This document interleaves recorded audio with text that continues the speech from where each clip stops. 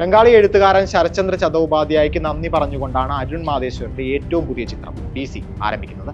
അത് എന്തുകൊണ്ടെന്ന് സിനിമ അവസാനിക്കുമ്പോൾ നമുക്ക് പൂർണ്ണമായി ബോധ്യപ്പെടും. ചതോപാധ്യായയുടെ ക്ലാസിക് നോവലായ ദേവദാസ് തന്റെ കഥാലോകത്തേക്ക് സന്നിവേശിപ്പിച്ച് പുതിയൊരു ആഖ്യാനം ചമയ്ക്കുകയാണ് അരുൺ മാധേശ്വരൻ. ജീവനെടുക്കുന്ന തോക്കുകൾക്കും ജീവനില്ലാത്ത പ്ലാസ്റ്റിക് റോസാപ്പൂവിനും ഇടയിലാണ് ദേവദാസിനെയും പാർവതിയെയും ചന്ദ്രയെയും അരുൺ കാണിക്കുന്നത്. ഈ സിനിമയിലെ ദേവദാസ് വിദ്യാസമ്പന്നനായ ജന്മിയല്ല. പോലീസിന്റെ കണ്ണിൽ അയാൾ ഒരു റൗഡിയാണ്, ഗ്യാങ്സ്റ്ററാണ്, തീവ്രവാദിയാണ്. മറ്റൊരു കൂട്ടർക്കോ റോബിൻ ഹുഡും. പ്രണയത്തിലാകും മുമ്പ് തന്നെ അയാൾക്ക് പാർവതിയെ നഷ്ടമാകുന്നു. പക്ഷെ ചന്ദ്രയുടെ കാര്യത്തിൽ ചതോപാധ്യായോട് അരുൺ യോജിക്കുന്നു. അവൾ ഒരു ലൈംഗിക തൊഴിലാളിയാണ്. ദാസിൽ അവൾ ലോകത്തെ കാണുന്നു. ബാധികളില്ലാതെ അവൾ അയാളെ സ്നേഹിക്കുന്നു.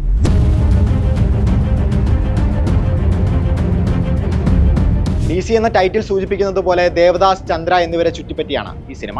സംവിധായകൻ ലോകേഷ് കനകരാജാണ് ദേവദാസായി എത്തുന്നത്. ചന്ദ്രയായി വാമിക ഗബ്ബിയും. ഗോപിച്ചെട്ടിപ്പാളയത്തിൽ നിന്ന് പോലീസിന്റെ തോക്കുകൾ കൈക്കലാക്കുന്ന ഒരു സംഘത്തിന്റെ മുൻനിരയിലാണ് ദാസിനെ നമ്മൾ ആദ്യം കാണുന്നത്. ഒരു പോലീസുകാരനെ അതിക്രൂരമായി കൊലപ്പെടുത്തുന്ന ദാസിനെ അധികം വൈകാതെ നമുക്ക് കാണാം. അതിന് അയാൾക്ക് വ്യക്തമായ ഒരു കാരണമുണ്ട്. ദാസ് എന്ന കഥാപാത്രത്തിന്റെ മറ്റൊരു മുഖം കാട്ടിത്തരുന്നതാണ് ഈ കാരണം. സിസ്റ്റം ജനങ്ങളെ പീഡിപ്പിക്കുമ്പോൾ അവർക്കായി തിരിച്ചടിക്കുന്ന ഉരുക്കുമുഷ്ടിയാകുകയാണ് ദാസ്. ഈ ഗോപിച്ചെട്ടിപ്പാളയം സംഭവങ്ങൾക്ക് പിന്നാലെ ദാസിനും സംഘത്തിനും ഒളിവിൽ പോകേണ്ടി വരുന്നു. അയാളുടെ ജീവിതത്തിലേക്ക് പാർവതിയും ചന്ദ്രയും കടന്നു വരുന്നത് ഇവിടെയാണ്. DC ഒരു വയലന്റ് സ്റ്റോറിയിൽ നിന്ന് വയലന്റ് ലവ് സ്റ്റോറിയിലേക്ക് വഴിമാറുന്നത് ഇവരുടെ വരവോടെയാണ്.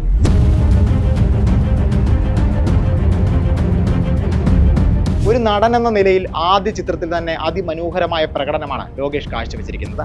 ഇമ വെട്ടാതെയുള്ള നോട്ടം കൊണ്ടും സ്ക്രീൻ പ്രസൻസ് കൊണ്ടും ഞെട്ടിക്കുന്നുണ്ട് ലോകേഷ്. അരുണിന്റെ മുൻ ചിത്രങ്ങളിലെ നായകന്മാരെ പോലെ ദാസിന്റെ ഉള്ളിലും ഒരു തീ കെടാതെ എരിയുന്നുണ്ട്. കഴിഞ്ഞ കാലങ്ങളിൽ തനിക്ക് സംഭവിച്ച നഷ്ടങ്ങളോട് ചേർത്ത് വെച്ചാണ് അയാൾ എല്ലാ സംഭവങ്ങളോടും പ്രതികരിക്കുന്നത്. രോഷമാണ് അയാളുടെ ഭാവം. അത് ചിലപ്പോഴൊക്കെ ചുറ്റുമുള്ള അതിക്രമങ്ങളോടുള്ള പ്രതിഷേധമാകുന്നുവെന്ന് മാത്രം.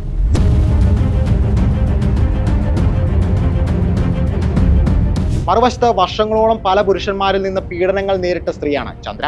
6-ാം വയസ്സിൽ വീട്ടുകാർ തന്നെയാണ് അവളെ വിൽക്കുന്നത്. ഒരു മുറി, കട്ടിൽ, വാങ്കോഗിന്റെ സ്റ്റാറി നൈറ്റും സാൽവദോർ ദാലിയുടെ പെർസിസ്റ്റന്റ് ഓഫ് മെമ്മറിയും പെയിന്റ് ചെയ്ത ചുമരുകൾ, അതാണ് അവളുടെ ലോകം. അവിടെ നിന്നാണ് വിശാലമായ ഒരു ലോകത്തേക്ക് അവളെ ദാസ് വിളിച്ചിറക്കുന്നത്. തനിക്ക് സാധ്യമായ രീതിയിൽ ഈ കഥാപാത്രത്തെ മികച്ചതാക്കാൻ വാമിക ശ്രമിച്ചിട്ടുണ്ട്.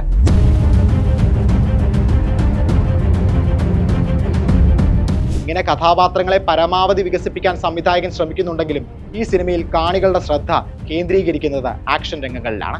സമീപകാലത്ത് തമിഴ് സിനിമയിൽ കണ്ട മികച്ച ആക്ഷൻ സെറ്റ് പീസുകളാണ് ഈ സിനിമയിലുള്ളത്. പോലീസും ദാസുമായുള്ള എലിയും പൂച്ചയും കളിക്കിടയിൽ വരുന്ന ഈ ആക്ഷൻ രംഗങ്ങൾ കൃത്യതയോടെ എസ്തെറ്റിക്കലായാണ് ചിട്ടപ്പെടുത്തിയിരിക്കുന്നത്.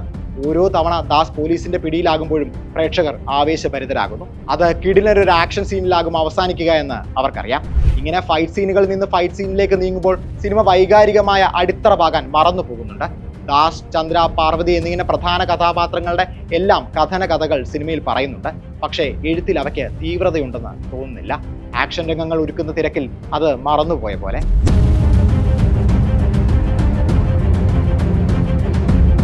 എഴുത്തിലെ ഈ പോരായ്മ വലിയ തോതിൽ പരിഹരിക്കപ്പെടുന്നത് അനിരുദ്ധ് രവിചന്ദ്രന്റെ സംഗീതത്തിലാണ്. സിനിമയുടെ വൈകാരിക ഭാരം മുഴുവൻ ചുമലിലേറ്റുന്നത് അനിരുദ്ധിന്റെ സ്കോറാണ്. ശാസ്ത്രീയ സംഗീതത്തിലെ രാഗങ്ങളും ഹിപ് ഹോപ്പും റോക്കും എല്ലാം റോക്ക് സ്റ്റാർ പുറത്തെടുക്കുന്നു. അതുപോലെ ഛായാഗ്രഹൻ മുകേഷ് ജി. 142 മിനിറ്റ് ദൈർഘ്യമുള്ള ഈ സിനിമ കണ്ടിറങ്ങുമ്പോൾ നിങ്ങളുടെ മനസ്സിൽ മുകേഷിന്റെ ഫ്രെയിമുകളും അനിരുദ്ധിന്റെ രാഗ ഓഫ് റിവഞ്ചും തങ്ങി നിൽപ്പുണ്ടാകും. പിന്നെ രക്തത്താൽ എഴുതിയ ഈ കാതൽ കഥയിലെ ദുരന്ത നായകനും.